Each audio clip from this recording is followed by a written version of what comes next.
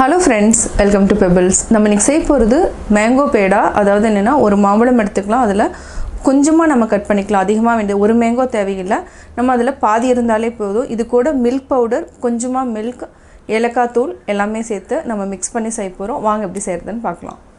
Pebbles Tamil channel subscribe பண்ணாதவங்க subscribe பண்ணுங்க. அது மட்டும் இல்லாம ரெசிபீஸ் மட்டும் பார்க்கணும்னா Gobi Sudha channel subscribe பண்ணிட்டு மறக்காம bell icon-ஐ click பண்ணீங்கன்னா நாங்க அப்லோட் பண்ற வீடியோவை நீங்க உடனுக்குடன் பார்க்கலாம். தேவையான பொருட்கள் மாம்பழம் எடுத்துக்கிறேன். இதுல வந்து என்னன்னா ஒரு மாம்பழம் தேவையில்லை, கொஞ்சமா இருந்தாலே போதும். இதுக்கு வந்து 3 டேபிள்ஸ்பூன் சுகரை வந்து நான் வந்து பவுடர் பண்ணி வச்சிருக்கேன். இதுக்கு ஒரு 100 ml மில்க் தேவைப்படும். முந்திரி ஒரு 20 முந்திரியை அதாவது என்னன்னா மிக்ஸியில் அடித்து வச்சுருக்கிறேன். கொஞ்சமாக நம்ம ஏலக்காய் ஆட் பண்ணிக்கலாம். இதுக்கு 150 கிராம்ஸ் அளவுக்கு நம்ம மில்க் பவுடர் ஆட் பண்ணணும். இப்போ எப்படி செய்கிறதுன்னு பார்க்கலாம். இதுக்கு முன்னாடி நம்ம மாம்பழத்தை வந்து மிக்ஸியில் அடித்து இது தனியாக பேஸ்ட் பண்ணி வச்சுக்கலாம். நம்ம ஒரு பேன் வச்சுக்கலாம். இதுக்கு 1 டேபிள் ஸ்பூன் அளவுக்கு நெய் விட்டுக்கலாம். நெய் உருகினதுக்கப்புறம் நம்ம பால் ஆட் பண்ணிக்கலாம். இது வந்து 1/4 கப் அளவுக்கு இருக்கும். நம்ம இப்போது மேங்கோ பேஸ்ட் அதாவது பியூரி பண்ணி வச்சுருக்கோம். இதையும் நம்ம ஆட் பண்ணிக்கலாம். நல்லா மிக்ஸ் பண்ணி விடுங்க.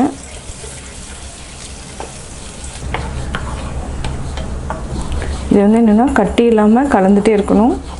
இது நல்லா வெந்ததுக்கப்புறம் நம்ம சுகர் ஆட் பண்ணிக்கலாம். இப்போது 2 நிமிஷம் ஆயிடுச்சு. நம்ம இப்போது மில்க் பவுடர் ஆட் பண்ணிக்கலாம்.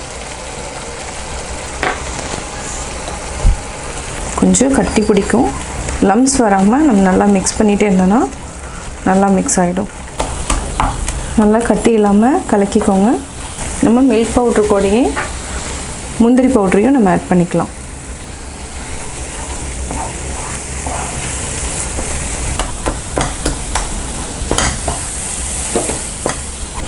நல்லா மிக்ஸ் பண்ணிகிட்டே இருங்க, கட்டி இல்லாமல்.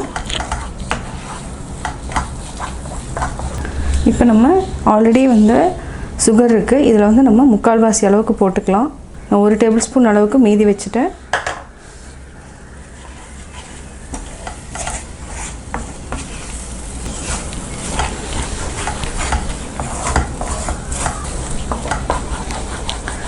சர்க்கரைங்கிறதுனால தண்ணி விடுது.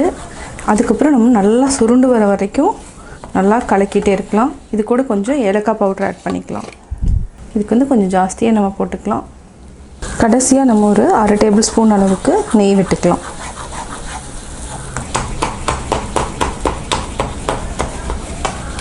இதுக்கு நம்ம ஒரு 1/2 டேபிள் ஸ்பூன் அளவுக்கு நெய் விட்டுக்கலாம்.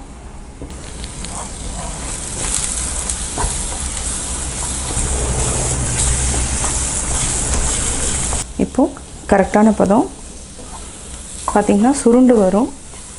இது வந்து ஆறுனதுக்கப்புறம் நம்ம உருண்டை பிடிச்சிக்கலாம். ஒரு 5 மினிட்ஸ் வச்சிடலாம், ஆறட்டும்.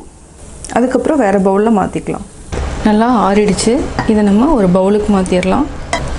இப்போ நம்ம உருண்டை பிடிச்சிக்கலாம். இப்போ நம்ம சின்ன சின்னதாக உருண்டை பிடிச்சிக்கலாம்.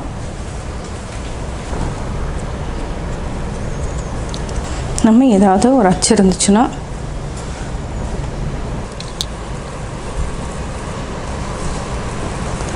ஒட்டுச்சுன்னா நீங்கள் லைட்டாக நெய் தடவிக்கோங்க.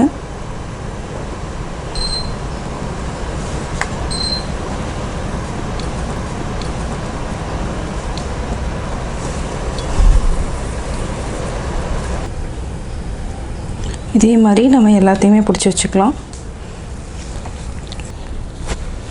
சுவையான மேங்கோ மில்க் பேடா ரெடி.